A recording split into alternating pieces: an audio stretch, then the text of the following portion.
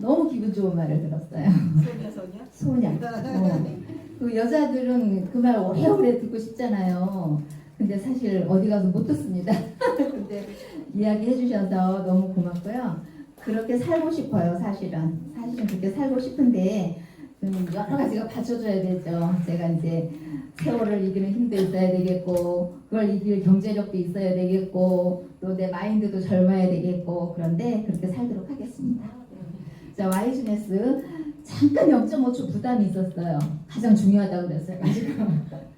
중요하지 않은 게 없죠, 사실은. 중요하지 않은 게 없는데 저는 이 Y에 대한 생각을 다른 분야에서도 굉장히 많이 생각을 해요. 그런데 오늘 이제 주네스에 대해서 말씀을 드리는데 모두 다 각자의 이유들이 있죠. 그 이유들을 우리가 이제 보편적으로 취할 수 있는 건 취하고 뭐 나만의 것, 너만의 것 이런 이유들이 있는데 저는 보편적인 것을 한번 생각을 해봤어요.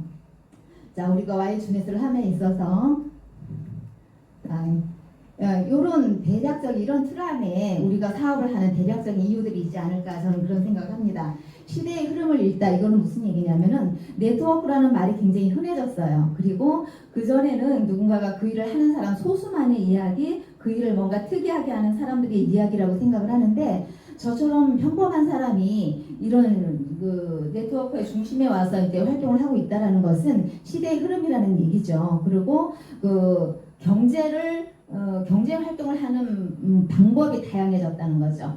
10년 전, 20년 전만 해도 우리 막 공식이 있잖아요. 공부하고 졸업하고 취업 준비하고 취직하고 월급 받고 뭐 정년까지 있고 뭐 좀 능력 있으면 이직하고 이런 거였는데 이제는 경제 활동하는 방법, 도구, 방향 이런 게 굉장히 다양해졌다는 얘기예요. 그 시대의 흐름 속에 네트워커가 차지하는 비중이 점점 늘어나고 있고 그것은 어떤 의미에서는 가성비적으로 보면은 가성비적으로 보면 굉장히 효율적인 방법이기도 합니다. 네트워크가. 그 다음에 시대의 중심에 서다. 시대의 흐름이 그러하니 당연히 시대의 흐름 중심이 되는 것은 당연하고 시대의 방향을 이끌어가는 것일 수도 있고요. 그 전 세계적으로 부의 상위층에 있으신 분들이 거의 네트워크 마케팅을 하는 사람이거나 방식은 조금 다르다 하더라도 파고 들어가 보면 그 근간이 네트워크의 방식을 따르는 것이 대부분입니다. 다만 저도 그랬었고 제가 권하고자 하는 분들도 마찬가지인데 싫어 네트워크 안에 다단계 안에 하는데 그 무엇보다도 그 사람이 다른 네트워크에 충실한 기여자가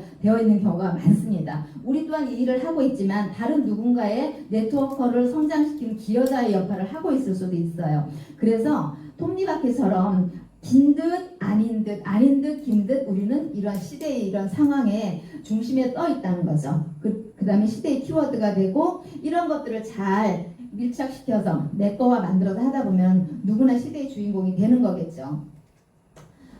저거요? 그냥 넘어가겠습니다. 자, 소녀 합니까? 여기도? 네. 안 되는 일이 있으면 대기하고 팀은 열심히 하라. 이 말을 써놨지만 제가 이 말에 대해서 아주 그냥 자신있다 이렇게 말씀은 사실은 좀 그래요. 열심히 하고자 하는 의지만으로 활발 타오르지만 그러지 못하는 여건도 많이 있고 근데 저 마음만은 항상 간직을 하고 있습니다. 저는 이제 초이라고도 부르기도 하고요. 제가 이제 귀찮아짐이 조금 있어요. 그래서 우리가 커뮤니티 활동할 때 카페나 밴드 가입 굉장히 많이 하잖아요. 뭐 닉네임 정해라, 아이디 정해라. 저는 없습니다. 다 초이로 시작합니다. 초이가 앞에 붙든 중간에 붙든 뒤에 붙든 그 차이지 다 초이예요. 근데 초이가 굉장히 흔하더라고요. 자, 다양한 최정자, 저의 모습. 저도 이 나이까지 살아오면서 다양한 모습이 있었겠죠. 뭐 선호하는 모습도 있고 외절해 하는 모습도 있고 뭐 누군가가 저를 닮고 싶어하는 모습도 있었겠고 누군가에게 저렇게는 살지 말아야지 이런 모습도 있을 수 있는데 한번 보겠습니다. 저는 이제 뭐 가장 보편적이죠. 결혼한 여자들의 주부로서의 모습. 그 다음에 제가 바느질 공방을 10년 넘게 운영을 하고 있었는데 지금은 작업실 용도로만 쓰고 있고요. 이 주네스 사업이 어느 정도 이제 안정기에 접어들면은 그것도 이제 공방으로서 활용을 할 예정이에요. 저에게는 좁고 비좁고 정돈이 안 된 그런 공간이지만 저에게는 파라다이스입니다. 그 다음에 이거는 제가 이제 눈꽃만큼만한 재능을 발휘하는 그런 활동을 하는 것이에요. 제가 글을 쓰기도 하고 그러는 건데 이런 다양한 모습들 속에서 그나마 그나마 제가 앞으로 나아가고 저를 완성시키는데 제가 가장 그 비중을 많이 두고 싶은 부분이 요겁니다. 이거는 이 자리에서 제가 강의를 했던 날 한껏 잡은 거였어요. 근데 이날따라 좀 사진이 잘 나왔습니다. 누가 찍어줬나요? 김수현 사장님이 찍어주셨는지 최수진 사장님이 찍어주셨는지 기억은 안 나는데 어쨌든 이 공간이에요. 자, 그래서 다양한 저의 모습이 있는데 그럼 제가 어떻게 살아갈 것인가에 대해서 한번 돌아를 봤어요. 제 나이 60인데 나는 60년 동안 뭘 하면서 살아왔는지 어떻게 살아왔는지 어쩔 수 없어서 막 떠밀려서 살아온 시간이 사실은 참 많아요. 왜냐하면 중고등학교 때는 뭐 학교 선생님 말 듣고 가르치는 거 듣고 엄마 아빠 말 잘 듣고 이러면서 살아왔고 했는데 한번 볼게요. 중고등학교 때 문학소녀로서 굉장히 감수성이 막 풍부한 그런 때였죠. 어제도 어떤 모임이 있어가지고 했는데 자기가 언제 들었던 것은 상관이 없지만 우울하거나 힘을 내고 싶을 때 좋아하는 노래 한 곡을 반드시 선곡을 해갖고 오라는 거예요. 그래서 저는 전인권의 걱정 말아요 그때 그 노래를 선곡을 해놨습니다. 그랬는데 어제 한 30여 명이 모였는데 참 사람들의 생각이 다양하다라는 게 단 한 곡도 노래가 겹치는 게 없었어요. 그래서 사람 각자마다 자기 스스로 에너지를 얻고 기운을 얻고 그러는 데에는 각자 나름의 이유대로 그게 있었구나. 그러면서 저는 걱정 말아요 그대 지나간 것은 지나간 대로 다 의미가 있고 우리가 모두 행복한 꿈을 꾸었다고 말을 하자. 지금 이 순간 말씀들은 하지 않으셨어도 조금씩 겪고 있는 어려움들이 있잖아요. 우리 눈빛만 봐도 알잖아요. 그렇지만 그런 것들이 지나고 나면은 아름다운 꿈처럼 기억이 될 수도 있고 지금 이 순간도 실패를 하던 뭐 지체되어 있든 나아가든 다 의미가 있는 거거든요. 자, 그럼 문학소녀의 청소년이 중고등학교 때를 보냈었고 대학을 졸업하고 취업이 안 돼서 놀고 있을 때 제가 애매한 시기에 우리 연령대가 사범대학을 나오면 교사가 자동으로 되던 게 우리 때 막 바뀝니다. 국가고시 제도로. 그래서 순위고사를 봐야만 했었어요. 순위고사 떨어졌습니다. 결혼 전에 굉장히 치열했죠. 그래서 이제 집에서 놀고 순위고사 준비를 하고 있는데 학과 교수님이 연락을 하셔서 저는 이제 부산에서 대학을 나왔어요. 너 없나? 그래가지고 막 갔죠. 쫓아갔더니 어디 가라. 그래가지고 부산에 망미동에 있어요. 지금은 망미동에 국군통합병원이 있는데 그 길 건너편으로 덕문여고 있고 수민초등학교 있고 거기에 이제 부산용화학교라고 그랬어요. 그 당시에는 청각장애학교인데 거기서 이제 기간제 교사가 필요하다. 그래서 너를 추천했으니 빨리 가라. 그래가지고 어쩔 수 없이 갔는데 저는 그런 학교가 있는 줄도 몰랐었는데 거기 가서 이제 수화로 수업을 합니다. 특수학교는 학생들한테 수화를 배워가면서 공부를 했었고 기간제 교사직으로 굉장히 오랫동안 일을 했어요. 그래서 제가 이임 인사를 할 적에 교장 선생님이 기간제 교사인지를 모를 정도로 기간제 교사는 사실 담임을 안 줍니다. 그래서 제가 3년 내내 담임을 했었고요. 그 다음에 이제 결혼을 했죠. 결혼을 하면서 서울 올라왔고 그 다음에 주부로서 활동을 하다가 그 당시에 이제 지금의 SBS 서울방송이라고도 하죠. 그걸 개국하기 전이었는데 방송 인력이 굉장히 많이 필요했어요. 그래서 종로점 뒤쪽에 시네필 서울이라고 방송 인력을 각 분야별로 양성을 하는 아카데미가 생겼는데 그게 아마 최초이지 싶어요. 그래서 거기 이제 등록을 했는데 이제 우리 남편이 등록을 해줬어요. 왜냐 약속을 했거든요. 너 하고 싶은 거 하게 해줄게. 근데 이렇게 처음부터 이렇게 큰 거를 해달라고 할 줄은 몰랐겠지. 그래서 시아버님이 저를 앉혀놓고 4년 동안 공부를 하고도 부족한 게 있니? 이러시더라고요. 그래서 아무 얘기 안 하고 그냥 남편이 그 당시에 120만 원이었어요. 수업료가 6개월 동안 배우는 거였는데 그렇게 해가지고 이제 내노라 하는 방송 작가들 그때 막 모래시계 열풍이었죠. 그때 송진아 작가도 와서 강사로 하고 사극 드라마 집필하는 사람은 신봉승 작가가 굉장히 유명했습니다. 조선왕조 500년 그런 분들이 오셔서 강의를 하고 그랬었어요. 그래서 우리가 하는 일은 그런 대본을 쓰는 겁니다. 코미디 15분물, 꽁투 20분물, 대하 드라마 1회분 뭐 이런 거 그리고 막 그 쇼 대본 쓰고 이러는 거 그런 걸 6개월 동안 했더니 그때 큰아이 임신하고 있어가지고 자동으로 태교가 돼서 우리 큰아이가 글을 잘 씁니다. 글을 잘 씁니다. 네. 그리고 결혼하고 나서 이제 제가 3년 동안 또 시댁에서 어머니랑 같이 사는데 이제 조금 불편함이 많이 있죠. 그래서 제가 시름시름 아파가지고 병들어서 분가를 했어요. 도곡동으로 분가를 해가지고 집에만 있는 성격은 아니었던 것 같아요. 제가 그런 줄은 몰랐는데 뭔지 막 시간이 아깝고 그래서 아이를 타임제로 놀이방에 맡기고 그때 하늘이 독서문화운동 공부에 등록을 합니다. 그래가지고 이제 독서지도사로서 이제 그런 쌓고 그걸 가지고 제가 여기 오기 최근까지도 그 일을 했습니다.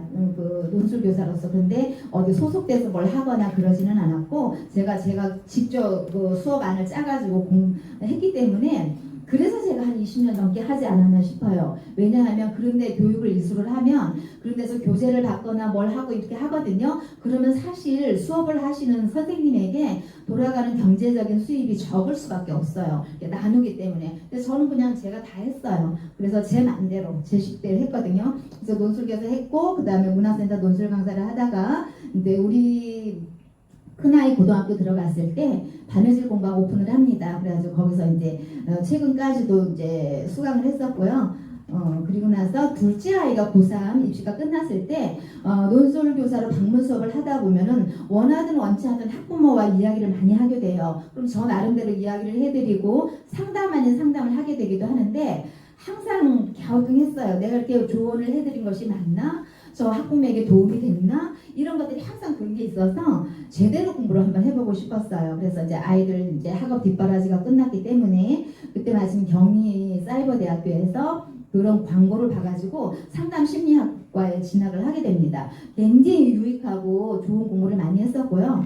제가 상담사로서 활동하지 않더라도 자기 인생 전체를 운영하거나 경영을 하는 데에도 저는 상담 공부가 도움이 많이 된다라고 주변에 많이 권했거든요.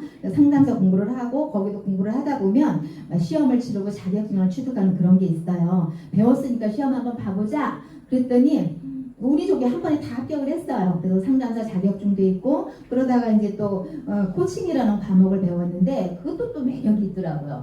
상담사는 그 사람의 내면의 아픔, 과거의 아픔을 이제 발견해주고 치유를 해준다고 하면 코치는 좀 미래지향적입니다. 지금 이 상황에서도 어떠한 상황에서도 장점과 강점을 발견해서 그 사람의 존재감을 가지고 일상을 굉장히 활기 있게 나아가도록 도움을 주는 그런 것이에요. 그래서 저는 두 가지 다 있으니까 섞어서 쓰기도 하거든요. 지금 현재는 이제 굳이 하는 것이 요거 하는 거였고요. 그 다음에 이제 대학 은사님의 권유로 이제 데뷔를 해서 이제 글도 쓰고 있고 이렇게 했는데 굵직굵직하지만 나름대로 좀 의미가 있었던 인생이었어요. 그럼 제가 이런 인생을 60년 동안 지금 살아왔고 살고 있는데 지금 근본적인 질문을 한번 해본 적이 있어요. 나는 뭘 하고 싶었던 사람이지? 나는 뭐가 되고 싶었지? 이런 것에 대한 것을 해봤는데 제가 어떤 꿈을 설정하기 전에 제가 초등학교 때는 이제 학교 방송 일을 했었는데 굉장히 그 열정이 뛰어나신 선생님이 군 제대하시고 막 이제 막 그런 열정으로 똘똘 뭉치신 남자 선생님 계신데 이렇게 해가지고 다음날 아이들이 등교할 때 들려줄 멘트나 노래를 녹음을 하는 거예요. 막 놀고 싶은데 그 선생님이 하숙집에 가서 녹음을 합니다. 얼마나 싫었겠어요. 근데 그 선생님은 이제 너는 아나운서가 되거라 뭐 이런 얘기를 해주셨거든요. 그래도 계속 연락을 하다가 대학도 가고 뭐 결혼하고 연락이 딱 끊겼어요. 우연한 기회에 우리 친구 한 명이 은사님을 찾았어요. 찾아가지고 대전까지 가서 뵙고 왔는데 이제 저는 전혀 그런 쪽으로 생각을 안 하고 살아왔건만 이제 보셨대요. 리포터라든지 아나운서라 선생님 죄송해요 제가 그렇게는 못 컸어요. 내가 그렇게 말씀을 드렸거든요. 근데 제가 뭘 하고 싶었는지 하고 싶은 거 굉장히 많거든요. 자 이거는 이제 누구나 우리 그냥 일상 대화에서도 그냥 하는 얘기죠. 뭐 하고 싶어, 뭐 먹고 싶어, 어디 가고 싶어, 누구랑 놀고 싶어, 여기 싶다라는 말은 이제 원하는 욕구죠. 욕구, 희망하는 거, 원하는 거 이러는 건데 제가 이렇게 생각을 해봤어요. 나는 뭐 하고 싶었지? 뭐 먹고 싶었지? 먹고 싶은 거야. 그때 이렇게 한다고 치고 뭐 하고 싶었는지가 가장 중요했었어요. 그랬는데 제가 아까도 보여드렸듯이 그렇게 했던 일들이 독특하면서도 제가 어제 모임에서도 얘기를 했는데 나는 내가 잘할 수 있고 좋아하는 일에 집중을 했었다. 그렇게 하다 보니 내가 상황이 다소 어렵다 하더라도 그런 것에 대한 성취감은 항상 따라 붙었다 이렇게 얘기를 했었거든요. 그래서 나에게 물어보니 이런 것들이 요구가 많이 있었어요. 저도 이것만 보면은 욕심이 좀 있는 거죠, 사실은. 근데 이런 욕심은 저의 삶을 그래도 윤택하게 하고 매끄럽게 하는데 필요하다라는 생각을 합니다. 그런데 제가 이제 이거를 생각을 해보는 거죠. 100년, 우리가 100세 시대, 100세 시대 얘기를 하는데 누구든 100세 이상 살 수 있는 거죠. 그렇다면은 마음적으로나 경제적으로나 물리적으로 준비가 되어 있지 않으면 안 된다는 거. 우리 주변에 많이 보죠. 안타까운 노년을 보내시는 분들 굉장히 많이 보는데 제가 시어머니랑 같이 살고 있다는 거 알고 계시잖아요. 저희 어머님이 나날이 피부가 좋아지셔요. 제가 잘해드려서가 아니라 그 이유가 어머님이 이제 저희가 합가를 한 지 6, 7년 되니까 80대 초반에서부터 지금 80대 중반을 넘어가셨는데 점점 젊어지신 것을 저도 느껴요. 그 이유가 뭐냐면 심리적인 안정감. 제가 해드리는 거 없습니다. 거의 혼자 다 하시고 하는데 다른 어머님 친구분들은 어머님을 굉장히 부러워하시는 거예요. 그거는 뭐냐면 자식하고 같이 사니까. 따로 사시는 분들이 어머님보다 경제적인 그 윤택감은 더 있을지 모르지만 그 홀로 계신 그 고독감과 그 쓸쓸함과 그 허무함을 이루 말할 수가 없다고 해요. 저도 뭐 저기 종일 나와 있으니까 어머님하고 보내는 시간이 뭐 얼마나 길겠어요. 그렇지만 귀가하리라는 기대, 한 자리에 모일 것이라는 기대, 그것만으로도 노년의 건강에는 굉장히 도움이 되더라. 그래서 제가 100년을 산다고 봤을 때 이렇게 막연하게 뭐뭐 하고 싶다라는 이런 소망만으로 내가 한 해, 두 해 나이를 먹고 싶지 않다라는 생각이 이때의 결론이었어요. 그래서 제가 그러려면 어떻게 해야 되냐. 인생은 아름다운 것이 분명한데 그것이 전제 조건이 있어요. 준비가 되어 있어야 된다라는 거. 이 준비는 나이가 들수록 느끼죠. 이 준비는 준비가 되어있던 인생이 굉장히 아름다운데 이 준비는 나이가 들수록 굉장히 단순해집니다. 젊었을 때는 준비해야 될 게 많죠. 뭐 인간관계도 형성해야 되고 건강도 받쳐줘야 되고 뭐도 했는데 나이가 들수록 정말 준비되어야 할 것은 아주 심플합니다. 건강하고 돈입니다. 건강하고 돈만 있으면 됩니다. 사실은. 그런데 이것을 어떻게 준비를 할 것이냐. 제가 이제 인생을 디자인한다라고 써놨어요. 말이 참 근사해 보이지만 굉장히 단순한 거예요. 누구나 이렇게 살고 싶죠. 아름답게, 의미있게, 보람있게, 즐겁게, 명료하게, 따뜻하게 이 모든 것을 가능하게 하는 것 또한 돈입니다. 그리고 이걸 누릴 수 있는 마인드, 마음가짐이죠. 그런데 아름다운 거 외적인 아름다움도 있지만 마음이 또 아름다워야겠죠. 그 마음의 아름다움은 어디서 올까요? 여유에서 옵니다. 여유. 마음의 여유, 경제적인 여유, 그 다음에 일상생활의 일상의 사이클이 있잖아요. 그런 것에서 오는 여유, 시간적인 여유, 이런 것에서 오는 것이 아름다운 인생을 가능하게 하는 거고요. 의미 있게 사는 거, 여유 있게 살다 보니 여러 가지 찬찬히 생각해 볼 수가 있겠죠. 그렇게 하다 보니까 의미 있는 일, 의미 없는 일 가지치기가 가능하고 좀 더 집중해야 할 것, 좀 더 비중 있게 다뤄야 할 것, 이런 것들에 대한 생각을 하게 되는 거죠. 그러다 보니 하루하루 시간이 보람이 있을 수밖에 없죠. 그리고 즐겁고 명료하고 그런 사람들이 사실은 치매 걱정할 일은 사실 별로 없습니다. 몸과 마음이 편안한데 안 그래요? 그리고 따뜻하게. 자, 그런데 이런 모든 것들도 가능하게 하는 것은 건강이더라. 건강. 이런 게 가능하게 할 수 있다는 돈이기도 하면서 이런 것들이 정말로 제대로 누리려면 건강함이 받쳐줘야 된다는 거. 그래서 여기 계신 분들은 제가 딱 봐도 다 건강하십니다. 왜냐하면 아까 그 이현자 사장님도 리저브 드셨다고 했죠. 한병인 사장님을 모나리 팬인가 알고 있습니다. 그리고 저는 뭐 지금 먹고 있는 거 AM, PM, 피니티, 오늘 피니티 4알 먹고 왔어요. 어제 못 먹었거든요. 결석하면 안 될 것 같았어요. 우리 김수현 사장님 얼굴 도자기 피부시죠? 루미네스 결정판입니다. 민주원 사장님 다 아름다우세요. 그런데 이런 것들을 가능하게 하는 거 건강해야 됩니다. 건강. 그래서 나이가 들수록 건강한 아름다움이 최고라는 것을 매일매일 느껴요. 정말 제가 언제 한번 지하철을 탔는데 풀 메이크업을 하셨습니다. 진짜 한 틈에 빈 공간도 없이 풀 메이크업을 했는데 그게 예뻐 보이지 않았어요. 그게 예뻐 보이지 않았고 이런 것들이 내면에 갖춰진 사람들은 조금만 조금만 손질을 해도 참 예뻐 보이고 건강해 보이거든요. 그리고 이제 관록이 느껴지고 여유로움이 느껴지는데 우리는 그렇게 나이 들어가시자고요. 자, 2022년 시대를 반영하는 키워드 굉장히 많이 있어요. 굉장히 많이 있는데 많이 아시는 거예요. 근데 여기 딱 이제 초고령화 사회, 이제 나이에 관심이 많아지는 시기가 됐어요. 그리고 벌써 2022년도 5월 말을 향해서 가고 있잖아요. 얼마나 빠릅니까? 벌써 한 살에 반 정도를 먹은 거예요. 제가 60살인데 60.5살이 되는 거죠. 이제 무섭지 않습니까? 초고령화 사회. 그러면 이거 그냥 있으면 그냥 나이 들어가는 거거든요. 근데 우리 그냥 살면 안 된다는 거죠. 많이 보셨을 거예요. 뭐 인공지능, 오도익전, 자 이런 키워드 많이 들어보셨던 거기 때문에 쭉 나열을 할게요. 쭉 나열을 하는데 자 이런 것 중에서도 제가 유난히 관심이 가는 건 초고령화 사회입니다. 초고령화 사회는 자 우리가 개인이죠. 다 개인이지만 우리 개인은 절대로 홀로 설 수 없고 홀로 살아갈 수가 없어요. 우리의 건강과 우리의 아름다움과 우리의 안전이 내 자식을 편안하게 하고 내 가족을 우리 사회를 우리 나라를 건강하게 하는 데에도 큰 기여를 한다라는 그런 자부심을 가지셔도 됩니다. 왜냐하면 그것이 우리나라 저기 성인병 중에 당뇨 고도비만, 그 다음 심장질환 이런 것들이 국가에서 관리하는 질환인 거 아시죠? 그런 것들이 사회적인 비용이 늘어나는 거예요. 근데 개개인이 본인의 인생을 위해서도 그런 관리에 신경을 쓰시고 그런 것에 관심을 가지고 꾸준히 관리를 하시다 보면은 애국자가 되는 거예요. 총칼을 들고 전쟁에 나가서 승리하는 것만이 애국자가 아니라 내 자신을 온전하고 건강하게 지키는 것만으로도 우리는 애국자가 되는 겁니다. 특히 요즘 저기 결혼해서 출산하면 진짜 애국자죠.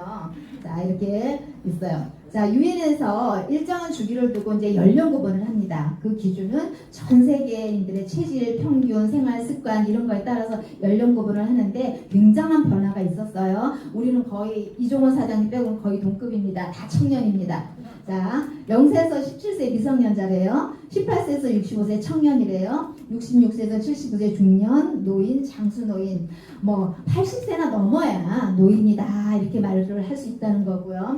지금은 저 연령대에도 관리 잘하신 분들은 굉장히 정정하시고 참 보기가 좋습니다. 그러나 66세, 70세 요 연령군에 있으면서도 막 굉장히 건강에 불편함을 호소하시는 그런 분들 계시거든요. 자 그럼 저렇게 일할 수 있는 청년의 나이가 18세에서 65세라고 했잖아요. 그건 뭐예요? 경제활동 시간의 연장이에요. 일을 더 많이 해야 되는데 상대적으로 일자리는 없죠. 일할 거 없죠. 자동화되어 있죠. 여러분 저기 뭐죠? 햄버거 롯데월드 아니 롯데월드가 아니라 뭐 놀고 싶은가 봐. 롯데리아 뭐 버거킹 이런 데 가보면 그 대면에서 주문 거의 잘 안 합니다. 키오스크로 해서 여기다 딱딱딱딱 찍고 하거든요. 그런 것들도 사실은 그 일자리 부족의 한 현상이기는 해요. 그리고 업주 측에서는 비용 많이 안 나가고 딱 초기 투자 비용만 들어가면은 계속 걔네들이 알아서 일을 하니까 얼마나 좋겠어요. 일은 해야 되는 나이는 많아졌는데 일자리가 없다는 거죠. 일자리가 없고 오랜 시간 일을 해야 되고 이런 문제는 뭐냐? 낮은 임금.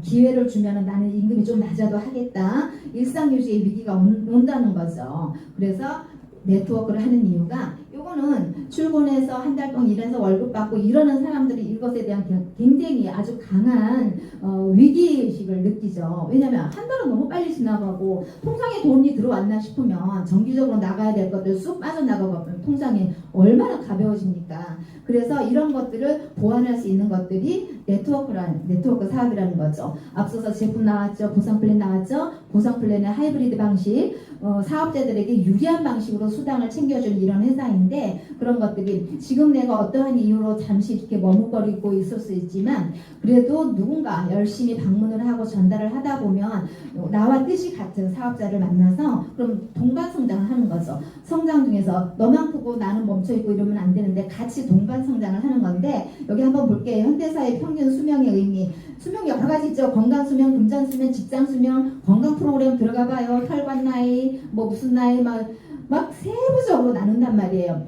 이건 뭐냐면 이렇게 됐다는 것은 뭐냐면 사회가 그만큼 발전했다는 얘기입니다. 우리 영양제 노래를 부르던 시기가 그렇게 오래되지 않았어요. 옛날에는 진짜 저희 어렸을 때는요. 아이들이 먹는 거 영양소 원기소 하나 땡 진짜.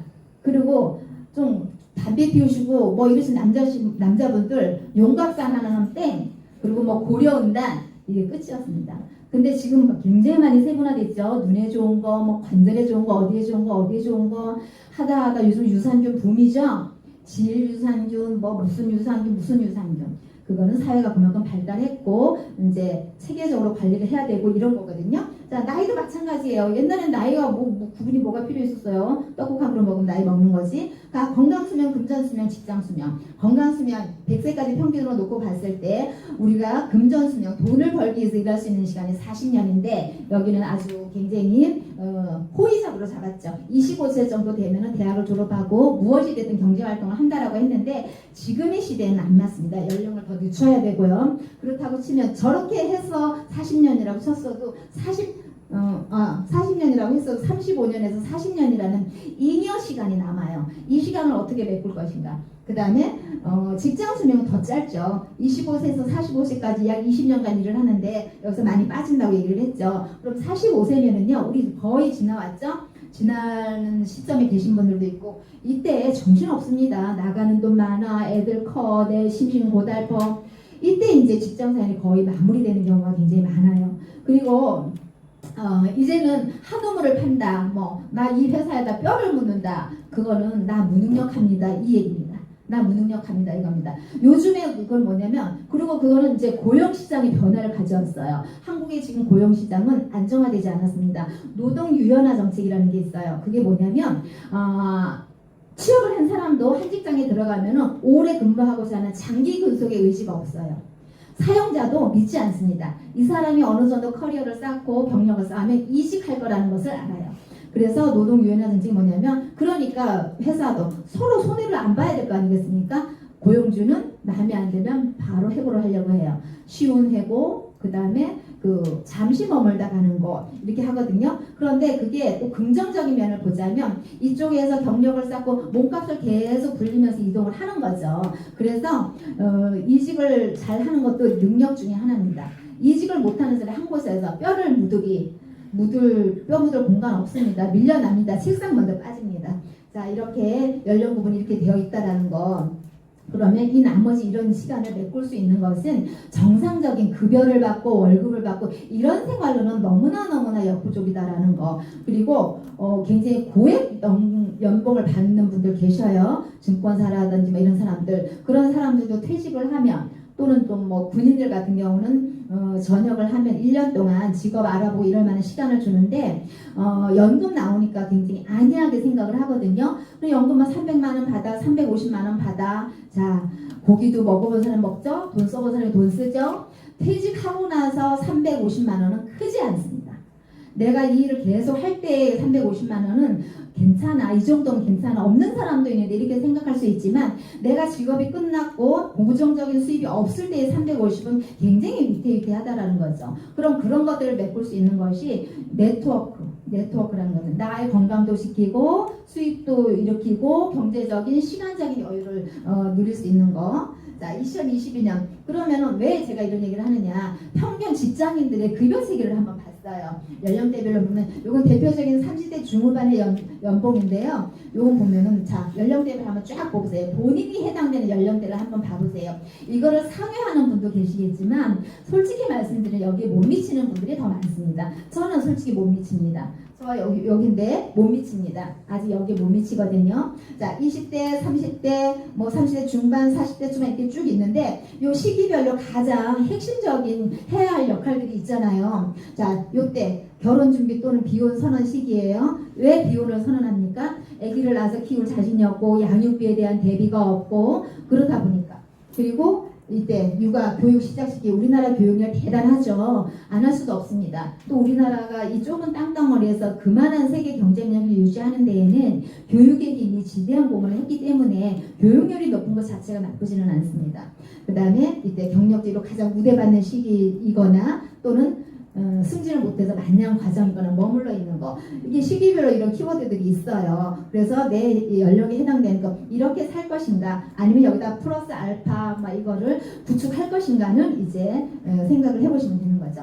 주네스는 앞서도 나왔듯이 젊음이라는 거예요. 우리나라 그 회사 미션, 주네스 미션 보면은 잠재력, 개발, 에너지, 변화 많이 있죠. 자, 굉장히 서정적인 미션이에요. 서정적이고 그런 것들이 어렵지 않다라는 거죠. 회사 미션이. 그건 뭐야? 우리 저기 그 회장님 말씀하셨듯이 주네스의 목적은 전 세계 디스트리뷰터들이 오토십을 향해서, 오토십을 함으로 인해서 그것만으로도 생계 유지가 될 수 있는 도구를 만드는 것이다. 그리고 그 수학자이신 와이프 그 회장님은 전 세계 많은 나라의 어린이들을 지원을 해야 했기 때문에 우리 동시다발적으로 전 세계에서 오픈할 필요가 있었다. 그 준비를 했었다. 그 다음에 스칸루이스 비전 담당자, 여러분들 때문에 나는 잠에서 일찍 깨어나며 이런 것들을 준비하고 이런 것들을 개발하고자 한다.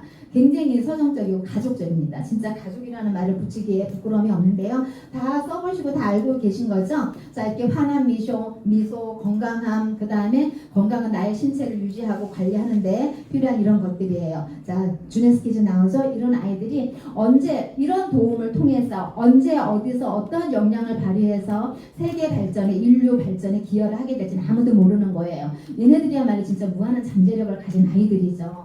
그런데 한편으로는 이런 그늘진 곳에서 학대받고 제대로 보호받지 못하는 아이들도 굉장히 많이 있어요. 그런데 최대한 많이 발굴을 해서 지원을 하고자 하는 그런 회사에서 일을 하고 있죠. 자, 이런 쓸쓸한 모습, 굉장히 밝은 모습 이런 거 있는데, 제가 와이슈넷을 하는 이유는 이제 우리가 비전 얘기를 많이 하잖아요. 그래서 회사에 대한 비전, 보상 플랜에 대한 비전, 제품에 대한 비전인데, 제가 여기 PPT에는 없습니다만 회사에 대한 비전은 자, 누구나 할 수 있다라는 것이에요. 누구나 어떤 자격 조건을 특별히 정하지 않았고 의지와 관심이 있으면 누구나 할 수 있고, 그 다음에 언제든지 할 수 있다라는 얘기예요. 그 다음에 보상 플랜에 대한 비전은 뭐냐면 최수진 사장님 말씀해 주셨죠. 자, 대부분의 네트워크, 제가 이 네트워크 경험이 많지는 않지만 전에 했던 것은 수당을 산정하는 데 있어서 우리가 지불한 금액에 대한 점수들이 있잖아요. 그 점수에 대한 일정한 퍼센테이지가 수당으로 계산이 되는데, 여기는 제품을 구매한 것의 입금과 내가 결제를 한 그것에 대해서 적게는 10%에서 많게는 20%까지 수당을 챙겨주니까 내가 권하기에도 너무너무, 저는 그게 가장 보상 플랜에서 메리트가 컸습니다. 그리고 주 극점이 750 사이클이라는 거, 이 극점 얘기를 제가 처음에 뭔 말인지 몰랐었어요. 그런데 제가 여기를 안내하고자 하는 분 중에 애터미 하시는 분이 계시거든요. 애터미가 그게 있어요. 굉장히 매출하는 거 알고 있죠. 그런데 사업자들은 가난한 사람들이 많아요. 왜냐하면 매출을 아무리 많이 일으켜도 몇 년 전까지는 매출 그 맥시멈이 5천만 원. 근데 최근에는 1억으로 올랐어요. 1억 정도 매출에 대해서도 이제 수당을 개선해 주는데, 여긴 주 극점이 일주일에, 월 극점이 아니고 일주일에 내 능력, 내 저 산하 조직의 크기에 따라서 750 사이클까지 돌릴 수 있다라고 하면 그 소득에 무한대, 그것에 대한 메리트, 그 다음에 보상 플랜에서의 가장 큰 비전은 뭐냐면 무한 누적, 무한 이월. 아까도 말씀하셨죠? 정말 월마다 어떻게 매달 똑같은 기조로 사업을 할 수가 있겠어요? 그죠? 변수가 굉장히 많고 한데, 이번 달에 네가 애쓴 거 정말 잘 됐다. 그거 킵해서라도 언젠가 보상해준다.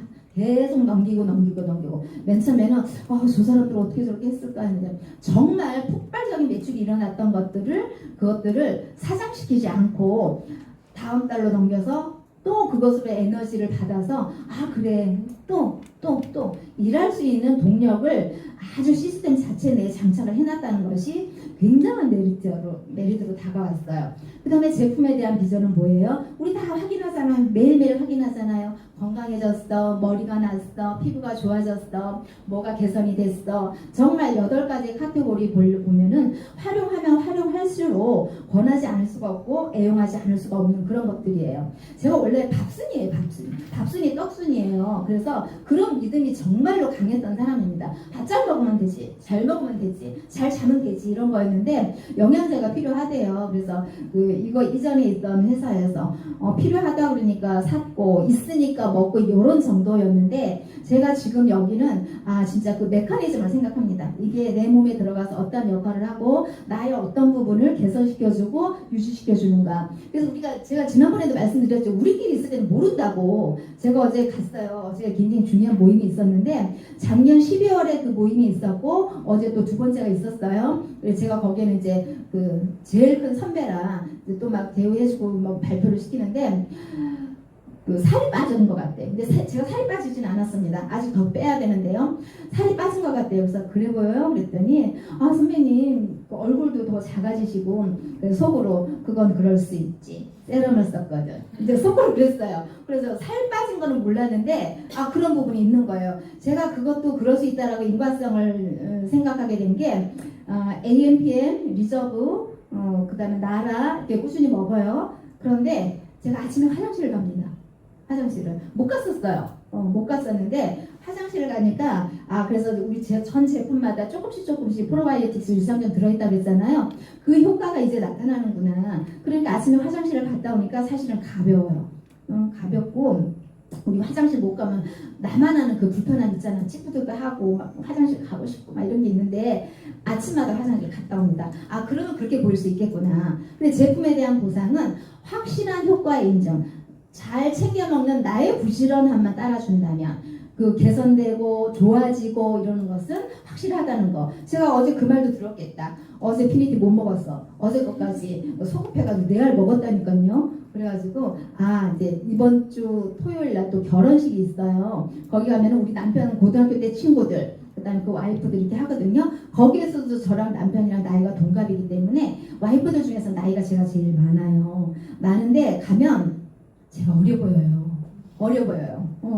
근데 그분들도 왜 젊어지고자 하는 그런 마음이 왜 없겠어요? 그런데 그 생각을 꺾는 게 뭐냐면 몸이 아프고 건강이 안 따라주고 그냥 자꾸 살이 찌니까 이제 안 되는 거예요, 관리가. 근데 그게 몇 년 전에도 그랬는데 지금은 더하죠. 그래가지고 나중에 그래요.